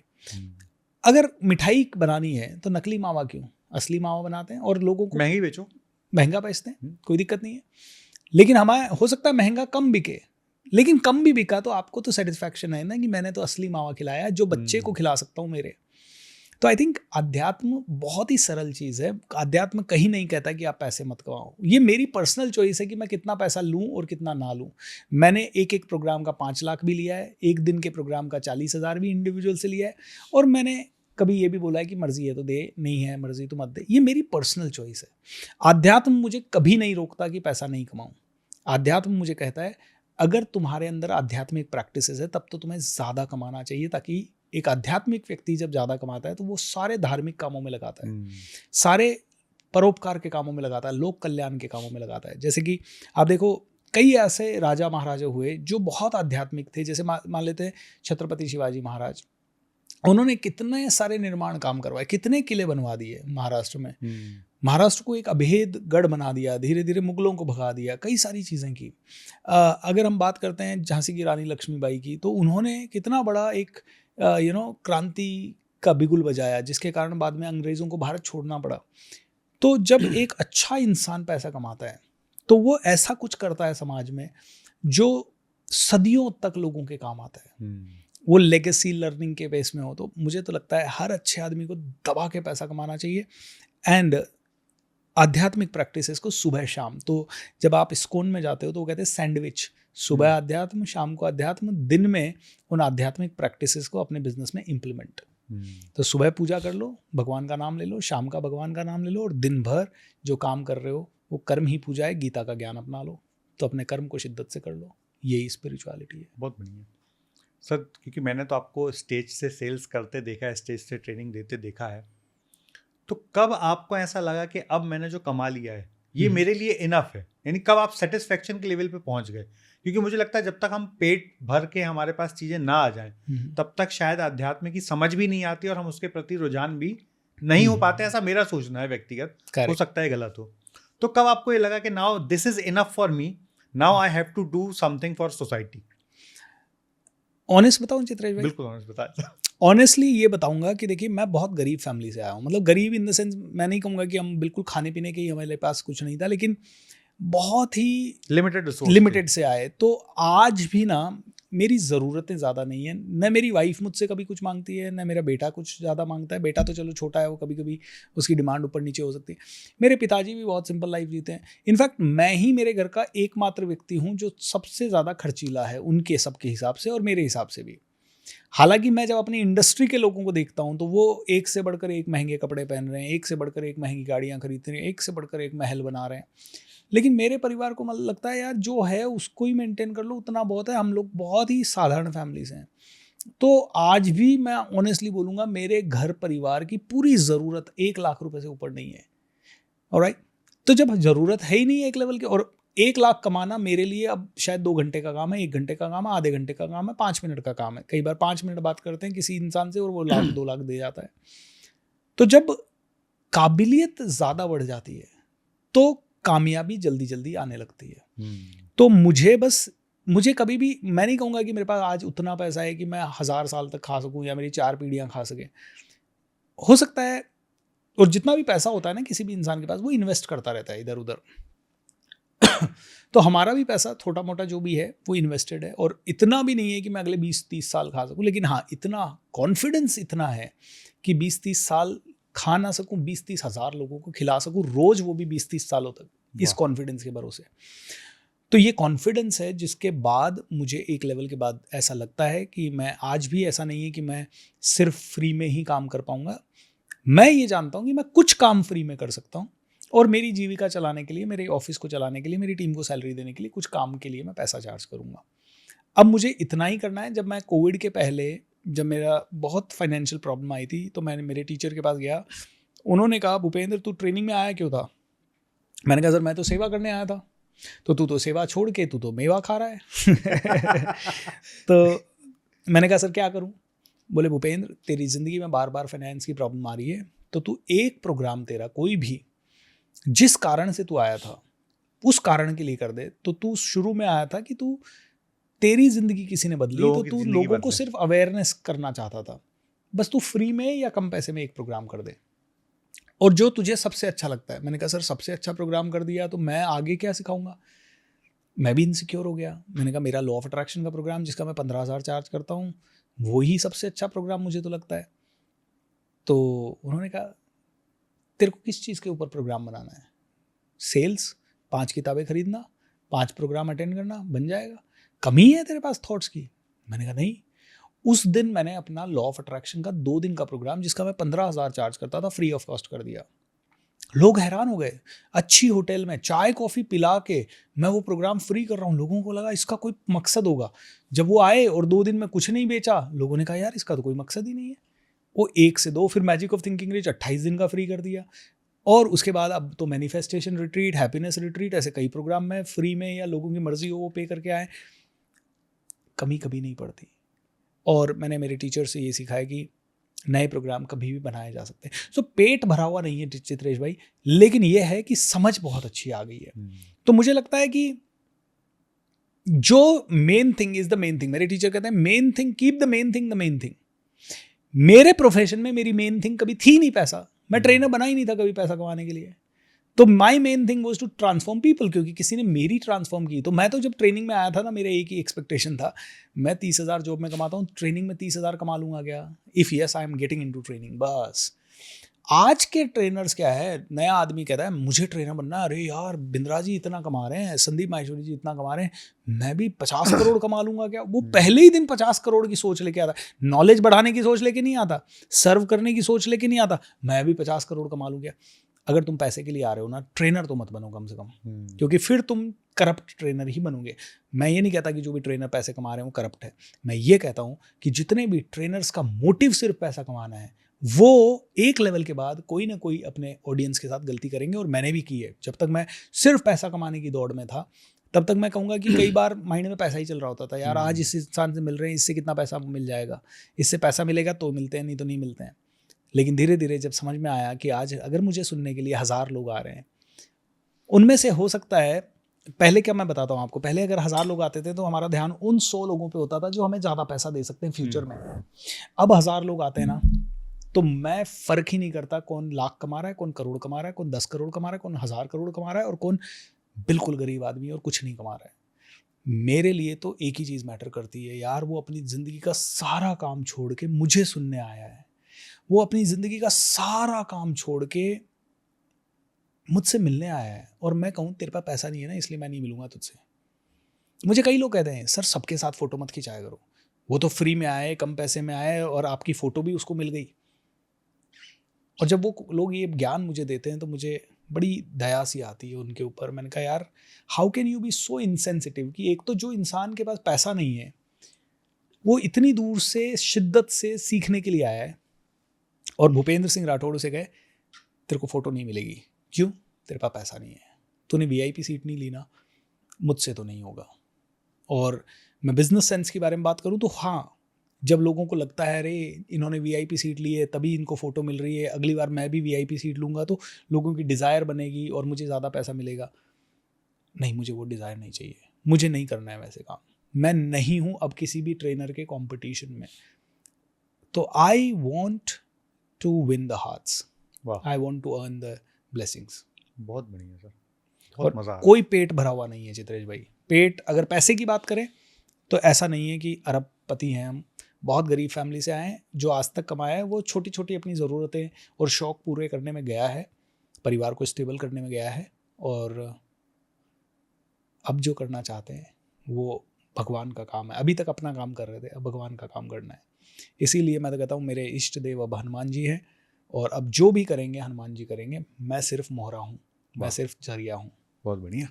मतलब पैसा अभी तक भले नहीं कमाया आपने, मतलब बहुत नहीं कमाया, कमाया तो बहुत सारा पैसा कमाया आपने, पर अब आपको ये समझ, ये कन्विक्शन, ये कॉन्फिडेंस आ चुका है कि आपको पता है अब चाहे मुझे 100 करोड़ की ज़रूरत पड़े या 1000 करोड़ की ज़रूरत पड़े या 10,000 करोड़ की ज़रूरत पड़े, I know how to create that. Correct, है ना? यस। वो जो आपने इतने साल मेहनत की, अब आपको मेहनत से ये पता चल गया कि ये फॉर्मूला क्या है, इसको डिकोड मैंने कर लिया है। ट्रू। मुझे जितनी ज़रूरत होगी यूनिवर्स मुझे उतना पैसा दे ही देगा, वो डिकोड मैं कर चुका हूँ। एब्सोल्युटली। तो सर आज जब आप आध्यात्मिक जर्नी पे निकले और लोगों को भी अवेयर कर रहे हैं, तो कुछ ऐसे इंसिडेंट जिन्होंने आपको एकदम अंदर तक छू लिया हो कि यार ये जर्नी शुरू करके मैंने अपने जीवन का सबसे बड़ा काम कर लिया, जैसे अभी आपने एक स्टोरी बताई कोविड वाली, वैसे और क्या ऐसे इंसिडेंट रहे जिन्होंने आपको बार बार ये ऊर्जा दी कि यार ये काम तो मुझे अब बड़ी शिद्दत से करने हैं। चित्रेश भाई, हम लोग है ना हैप्पीनेस रिट्रीट करते हैं, आप भी उस प्रोग्राम Yes, में yes. 1-2 बार आए हो।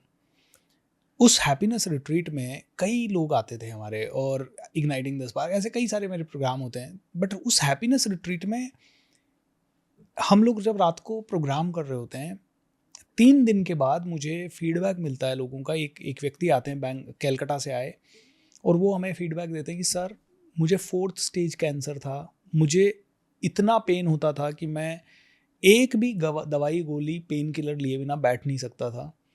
आपके प्रोग्राम में आया, मैंने 3 दिन हो गए कोई गोली नहीं ली, और मुझे 3 दिन कैंसर का दर्द भी नहीं हुआ। उसके 3 महीने बाद वो व्यक्ति कहता है, मुझे अभी भी कुछ नहीं दर्द हुआ और अभी भी मैंने पेन किलर नहीं ली।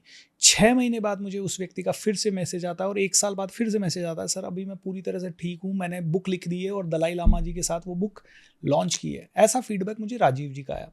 ऐसा एक नहीं, कई लोगों का फीडबैक आया। एक मैम थी जिनको बचपन से अस्थमा था, और 55 साल की उम्र में उनका अस्थमा गायब हो गया अचानक से। बोलती है, मैंने सारे डॉक्टर्स को दिखाया और कभी नहीं गायब हुआ, आपके इस प्रोग्राम से कैसे गायब हो गया सर। एक लेडी हमारे पास आई, भावना जी करके, इंदौर से।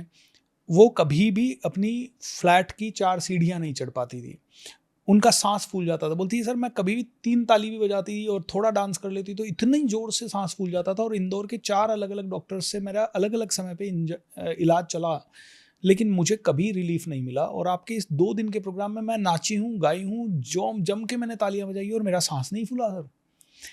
ये तो मेरे लिए सरप्राइजिंग है। उसके बाद वो 3 महीने बाद फिर से इवेंट में आए, और फिर से उनके साथ ऐसा ही हुआ, और परमानेंटली वो ठीक हो गई। आई मीन, ये जो ब्लेसिंग्स थी ना, ये मेरे लिए बहुत बहुत बड़ी थी। और इनसे मुझे ऐसा लगा कि भूपेंद्र, इसका मतलब तेरे अंदर एक बहुत बड़ा हीलर है। तू इतने दिन सोच रहा था तू एक बहुत बड़ा बिजनेस कोच है, लेकिन ऐसा लगता है तेरे अंदर तो बहुत बड़ा हीलर है। एंड चित्रेश जी, किसी की नींद की गोलियां छूट रही है, किसी के पाँव दर्द कर रहे थे, उसके पाँव ठीक हो रहे हैं, किसी को ओस्टियोपोरोसिस था, लंगड़ा के चल रहा था व्यक्ति, ठीक से खड़ा भी नहीं हो पा रहा था, वो ठीक से दौड़ने लग रहा है, उसका ओस्टियोपोरोसिस गायब हो जा रहा है। किसी की बहुत सारी रिपोर्ट्स अब नॉर्मल है और सभी नॉर्मल हो जा रही है, न जबकि न तो मैंने कोई दवाई दी, न मैंने कुछ किया। तो मेरा एक डिस्कवरी है, हैप्पीनेस रिट्रीट में जितने भी 40 साल, 50 साल, 15 साल, जितने भी लोग आते हैं, मतलब जो भी, मैंने एक कॉमन चीज़ क्या की, मैंने ये डिस्कवर किया, मैंने ये रियलाइज़ किया कि आदमी इसलिए बीमार नहीं है कि उसकी बॉडी में कोई डिफेक्ट है। आदमी इसलिए बीमार नहीं है कि उसे एलर्जी है, मौसम ख़राब है, या मिलावट का खाना खा रहा है। आदमी 90% आपको जान के हैरानी होगी इसलिए बीमार है क्योंकि उसे प्यार नहीं मिल रहा है, प्यार नहीं मिल रहा, खुशी नहीं मिल रही है। जब वो हैप्पीनेस रिट्रीट में आता है और वो जब अपनी मन की सारी भड़ास वहाँ निकाल देता है, जब उसे वो लोगों को खुल के गले मिलता है, जब वो हाई फाइव देता है, जब वो नाचता है, जब वो गाता है, जब वो सेलिब्रेट करता है, और जब वो अपने आप के अंदर की सारी नेगेटिविटी को वहाँ से निकाल देता है, और वो जब उसको लगता है कि मेरे को पहली बार ऐसा एनवायरनमेंट मिला है जहाँ कोई जज नहीं कर रहा, I am fully free, I can be my self, और जब उसको लगता है कि I am loved by BSR and all the team members, पता नहीं वो ठीक हो जाता है। तो जितने भी बड़े लोग हैं ना, उनको भी उतना ही प्यार चाहिए जितना एक बच्चे को चाहिए। बस ये है कि हम बड़े हो जाते हैं तो हमें, अगर लड़का है तो उसे अपनी वाइफ से प्यार मिल पाता है, माता पिता के भी वो जाके वैसे गले नहीं लग पाता जैसे एक छोटा बच्चा लगता है। और वाइफ और हस्बैंड के बीच में भी आजकल काफ़ी दूरियां हो गई है, कमाने का प्रेशर है, बच्चे पालने का प्रेशर है। तो एक बड़े आदमी को, चाहे वो औरत हो या आदमी हो, उन्हें प्यार ही नहीं मिलता। आज क्यों एक्स्ट्रा मैरिटल अफेयर्स हो रहे हैं, क्यों बहुत सारे लोग अपने मैरिजेस से बाहर जा रहे हैं, क्यों लोगों के तलाक हो रहे हैं, क्यों गुस्सा हो रहे हैं? क्योंकि अल्टीमेटली एवरीबडी वांट्स लव, और जब उनको लगता है कि लव नहीं मिल रहा तो वो उसे कहीं ना कहीं और तलाश करते हैं, और जब उन्हें कोई रास्ता नहीं मिलता तो वो होस्टाइल हो जाते हैं, झगड़ा कर लेते हैं, टूट जाते हैं, बिखर जाते हैं। औरतें अपने बच्चों के ज़्यादा चिपक जाती है, आदमी वो प्यार कहीं और ढूंढने की कोशिश करता है। I think if people get love they will not be sick. तो आप देखो, डॉक्टर जो डिस्पेंजा, अनुराग ऋषि सर, ऐसे कई सारे लोग हैं जो लोगों को कितना हील कर रहे हैं, और आई थिंक उन सभी चीज़ों में वो प्यार ही दे रहे हैं। Agreed. They are hugging people. Agreed. तो मुझे ऐसा लगता है कि जब मैं ये एनवायरनमेंट क्रिएट कर सकता हूँ तो मुझे करना चाहिए, नहीं तो बहुत डिजास्टर होगा। लोगों को लगेगा अरे वहाँ ड्रग्स मिल रही है, वहाँ प्यार मिल रहा है। आप देखो यंगस्टर के साथ यही हो रहा है ना, वो पब, अरे वहाँ देख कितना मज़ा आता है, वो 3 दिन जाता है, तब तक कोई ना कोई कुछ मिला के ड्रग्स वगैरह पिला देता है, उसकी आदत पड़ जाती है, फिर उसकी पूरी ज़िंदगी बर्बाद हो जाती है। तो घर में प्यार चाहिए, रिश्तों में प्यार चाहिए, नहीं तो ऐसी कम्युनिटीज़ होनी चाहिए जहाँ बहुत एंडलेस लव है, genuine love. It's not husband wife का लव, आदमी औरत का love, it should be A genuine love जहाँ पे हम अपने आप को एक्सप्रेस कर सकें। एंड आई थिंक वो मुझे क्रिएट करना है, और मैं क्रिएट करना की राह पे हूँ। भगवान मुझे नहीं स्ट्रेंथ सर, आप दे कर रहा रहे है। हैं, क्योंकि मैंने तो खुद आपके बहुत सारे प्रोग्राम अटेंड किए हैं और मैं हमेशा आपसे, आज से नहीं कई साल पहले से भी ये बात बोल रहा हूँ कि सर आपका डिस्कवर योर विजन, आपका जो हैप्पीनेस रिट्रीट आप करते हैं, वो ये कुछ चुनिंदा प्रोग्राम तो मुझे बहुत पसंद है दिल से, और मैं हमेशा आपसे बोलता भी हूँ कि sir in correct programme correct को तो करेक्ट। आप कभी मत छोड़िएगा। बस चित्रेश भाई अब और अच्छे से करना है इन सबको। मतलब मैं व्यक्तिगत तौर से बताऊं, मुझे BSR सर के 3 प्रोग्राम से बहुत प्रेम है। एक डिस्कवर योर विजन से बहुत प्रेम है, जो सर करवाते हैं जब, तो मतलब मेरा भी जो विजन खुला लाइफ का, वो उस प्रोग्राम में जाने के बाद खुला। दूसरा जो सर एक हैप्पीनेस रिट्रीट करवाते हैं, वो प्रोग्राम भी मुझे बहुत पसंद है। वो मैंने 2018 में अंकुश राव लांडगे हॉल में जब आपने करवाया था, जी वो भी मुझे लगता है आपने 999 रुपये में 2 दिन खाना पीने के साथ करवाया था, मुझे बहुत अच्छे करेक्ट। से याद है, क्योंकि तब 999 पे करना भी बड़ा मुश्किल होता मुश्किल था। था, मुश्किल था। और तीसरा सेल्स के प्रोग्राम सर के, मतलब मैं बोल नहीं सकता शब्दों में। यदि हॉल में 100 लोग बैठे हैं तो 100 में से शायद ही कोई वो व्यक्ति हो जो पैसा ना दे, जिसके पास हो ही ना।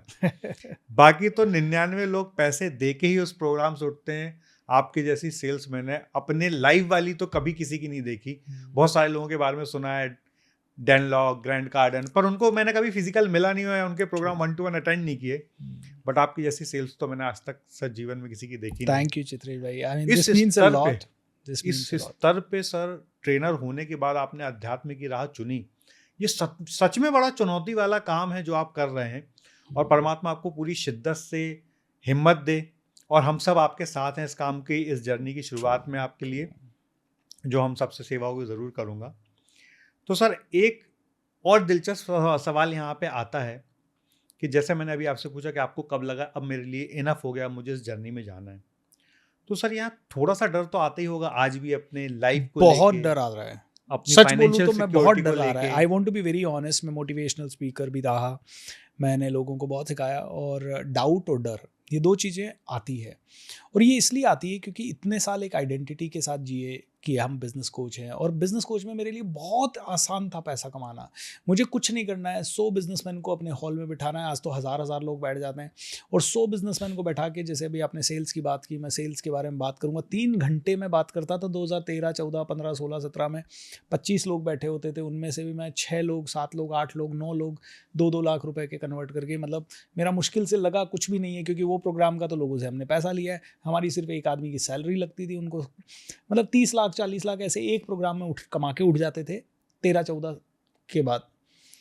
तो आज भी अगर मैं वो करूं तो मेरे लिए 100 करोड़ महीना भी शायद, या साल का कमाना तो बिल्कुल मुश्किल ना हो। महीने का हो सकता है फिर भी थोड़ा टफ हो, लेकिन साल का तो बिल्कुल टफ नहीं है। और आज ब्रांड भी अच्छी बन गई है, पोजीशनिंग भी अच्छी हो गई है। तो चित्रेश भाई पैसे कमाना है, नहीं दिक्कत है। अब डर की बात आपने की, तो अब जब मैं ये आइडेंटिटी चेंज कर रहा हूँ और मैं कह रहा हूँ I am a spiritual orator, I am a healer. अब ये मैं जब किसी को हील कर रहा हूँ, तो हीलर भी आज की डेट में कई बार कहता है 50,000 दो, मैं आपको हील करता हूँ। आप कई पंडित पुजारियों के पास जाते हैं, आप वो कहते हैं भैया 51,000 दो, ये पूजा करवाएंगे, तो वो हमें तो सेल आती है, हम चाहें तो वो कर सकते हैं। दिल से नहीं आता वो नहीं कर सकता। मैं नहीं कह सकता किसी आदमी को कि तू बीमार है ना, तो पहले तू पैसा दे मेरे को, फिर मैं ठीक करूँगा। मतलब वो मुन्ना भाई MBBS याद है, भैया पहले फॉर्म भरो तब तुम्हारा वो होगा, फॉर्म भरो पैसे जमा करो। बोले यार मुन्ना भाई कहता है इस हॉस्पिटल में ऐसी फैसिलिटी क्यों नहीं है कि कोई बीमार है, क्रिटिकल है, तो पहले उसका इलाज हो जाए, फिर उससे फॉर्म भरवाने की बात किया जाए। तो ये चैलेंज तो है, क्योंकि जब आप स्पिरिचुअल बात करते हो और उस समय आप एक तरफ लोगों को बोलो कि नहीं पहले पैसा दो फिर ही स्पिरिचुअल सिखाऊंगा, तो ये तो नहीं हो पाता है। सो रेवेन्यू डेफिनेटली ऊपर नीचे होगा इसके कारण। मुझे पता है मेरे घर वालों को ये अच्छा नहीं लग रहा है, बोले क्या यार तू इतना पैसा कमा रहा था और तेरा सूट बूट का पर्सनालिटी है, तू क्यों उसको चेंज कर रहा है, क्यों सादे कपड़ों में आ रहा है, तू तो वैसे ही अच्छा लगता है। घर वालों की तरफ से चुनौती आती है। फिर एक ब्रांड का स्टैंडर्ड बन गया था कि हाँ हमारे साथ कोई प्रोग्राम हो रहा है तो हम 5 स्टार में ही कर रहे हैं, डिनर भी रख रहे हैं, लंच भी रख रहे हैं, ब्रेकफास्ट भी रख रहे हैं, और अचानक से फिर आपको कटौती करनी पड़ रही है, अचानक से आपको बजट वेन्यू देखना पड़ रहा है। टफ है, लेकिन मैं जानता हूँ कि इस राह पे मैं 1 साल चल गया, 2 साल चल गया, तो मुझे पता है कि लोगों में इतनी समझ है कि कोई दिल से अगर काम कर रहा है तो उसको लोग खाली भी नहीं रहने देते। बिन मांगे मोती मिले, मांगे मिले ना भीख। आज तक मांग के कमाया, लेकिन वो मुझे लगता है आटे में नमक जितना ही कमाया। अब अगर पूरा आटा ही कमाना है तो अब मैं कहता हूँ कमाने के उद्देश्य को ही छोड़ना पड़ेगा। आप देखिए कोई आध्यात्मिक व्यक्ति है, भगवाधारी है, वो बेचारा लहसुन प्याज भी नहीं खा रहा, वो कोई महंगी चीज ज्यादा नहीं, ज्यादा उसके पास एक कार जरूर महंगी मिल सकती है क्योंकि उसे एक जगह से दूसरी जगह आराम से ट्रैवल करना है। उसके अनुयायी उनके लिए 5 स्टार होटल भी बुक करा देते हैं, तो कभी उनको घर में भी रोक लेते हैं। वो आदमी इतना सहज है कि एक ही कलर का कपड़ा पहन रहा है, कोई महंगी चीज़ इस्तेमाल नहीं कर रहा, खाने में भी वो लहसुन प्याज भी नहीं खा रहा, मांस मदिरा ये तो बहुत दूर की बात है, कोई भी पैक्ड फूड नहीं खा रहा है, सात्विक फूड खा रहा है। तो दुनिया कहती है यार इसको खुद के लिए कुछ नहीं चाहिए। अच्छा, उनमें से कईयों ने शादी भी नहीं की, उनके बच्चे भी नहीं है, तो दुनिया कहती है यार ये इतना सात्विक आदमी है, क्यों ना इसके लिए हम खर्च करें, क्यों ना इसके। आज इसीलिए दुनिया जब देखती है कि आप परोपकार का काम कर रहे हो, मैं कहता हूँ आपके तो हाथ देने के 2 ही हैं, दुनिया के लाखों करोड़ों हाथ है। इसीलिए आज तक 2 हाथों से दिया और 2 हाथों से लिया। अब तो मैं चाहता हूँ, अब ग्रीड बढ़ गई है, ये मान लीजिए अब एक ही ग्रीड है, 50 करोड़ लोगों को सर्व करना है, क्योंकि मौत कब आ जाएगी पता नहीं चलेगा। वो 50 करोड़ मुझे वापस कितना देंगे वो भगवान का हाथ, वो भगवान का डिपार्टमेंट है। तो 3 बिजनेस है, 3 लोगों के बिजनेस, मेरा बिजनेस, आपका बिजनेस, भगवान का बिजनेस। मेरा बिजनेस है लोगों को ट्रेन करना, मैं वो करूँगा। लोगों का बिजनेस है मेरी बात सुनना या नहीं सुनना, वो लोग करें।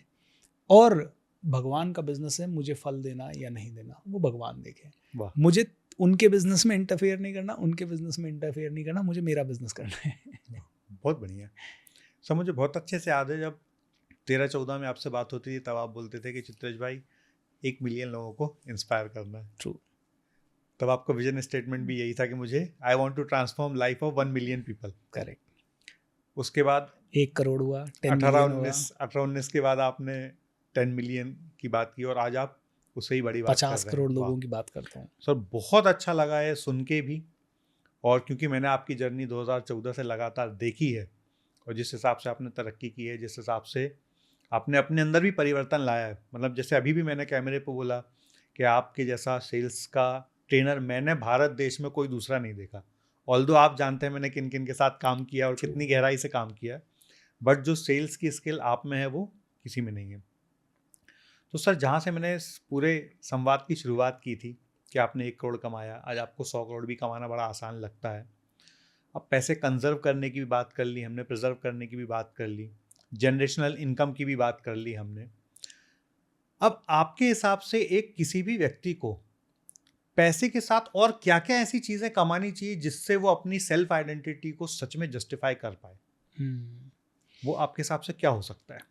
देखिए, अगर आप मैस्लो की हायरार्की देखें, नीड हायरार्की देखें, तो रोटी, कपड़ा, मकान, ये सब पूरे होने के बाद फिर एक नीड आती है, वो है सेल्फ एक्चुअलाइजेशन। जब आदमी बहुत पैसे कमा लेता है ना, तो उसके पास एक, आप देखो जितने भी पैसे वाले हैं, अब वो चाहते हैं कि उनकी एक पहचान बने, वो कहीं दान देते हैं, दक्षिणा देते हैं, मंच पे चढ़ते हैं, नेम फेम की तरफ जाते हैं वो। और जब ये सब भी मिल जाता है तो उनको सच में एक चीज़ काटती है, यार कुछ अभी भी अधूरा है। आदमी जितने ज़्यादा चीज़ें क्रिएट करता जाता है उतना बंधता जाता है। आदमी क्यों डिससेटिस्फाइड रहता है एक लेवल के बाद भी? क्योंकि उसके बाद उसको फ्रीडम नहीं मिलती। तो मुझे लगता है कि पैसे कमाने के साथ साथ ना आदमी को बहुत कॉन्शियसली एक चीज़ पे काम करना चाहिए, फ्री होने पे। मैं बिजनेसमैन को भी यही कहता हूँ, ऑफिस जाना कम करो, हर चीज़ में नाक डालना कम करो, धीरे धीरे सिस्टम क्रिएट करके फ्री होते जाओ। अगर आदमी फ्रीडम कमाना सीख जाए जो कि शायद सिस्टम से आएगी, लोगों के ट्रस्ट से आएगी, तो उसने पैसे से भी बड़ी चीज़ कमा ली। पैसा भी आ गया और साथ में फ्रीडम आ गया। भाई बिजनेस क्यों करना है? ताकि टाइम का फ्रीडम मिले, ताकि परिवार को समय दे पाएँ, ताकि घूम फिर पाएँ। और आदमी बिजनेस करने के बाद और बिजी हो जाता है, न परिवार के लिए टाइम है। अजी मैं तो बड़ा बिजनेसमैन हूँ, एक बिजनेस बन जाता है, उससे टाइम मिलने भी लगता है तो दूसरा खोल लेता है, फिर और पैसा आता है तो तीसरा खोलता है। इतना बिजी हो जाता है कि सांस लेने की फुर्सत नहीं है। मतलब कभी कभी ऐसा लगता है कि अगर सच में आदमी के पास ऑप्शन होता नहीं सोने का, तो आदमी 24 घंटे मशीन की तरह काम करता। और मैंने तो कई बार किया है खुद ने भी, तो मैं जानता हूँ कि उसकी कीमत कितनी बड़ी चुकानी पड़ती है। पैसा भी आ जाता है, सफलता भी आ जाती है, लेकिन उसकी कीमत कई क्षेत्रों में चुकानी पड़ सकती है आपको। तो अल्टीमेटली मैं लोगों को कहूँगा, पहले तो फ्रीडम कमाएं, दुआएं कमाएं, सुकून कमाएं, अच्छी मेमोरीज कमाएं, अच्छी अच्छी गिफ्ट्स अपने आप को दें। जैसे कि आपने कोई किताब अपने आप को गिफ्ट दी, मतलब go beyond, think beyond, be different, be like a child. जो एक बच्चे का खिलौना टूट गया, 2 मिनट रोएगा, फिर उसको जो मिला उसी से खेल लेगा। कई बार हमें दया आती है हम बड़ों को, अरे यार ये अकेला बच्चा है, दिन भर इसका मन। आप किसी छोटे बच्चे को देखो, वो अकेला भी है ना, वो दिन भर बिजी रहेगा और वो कभी साउंड नहीं करेगा कि वो उदास हो गया है।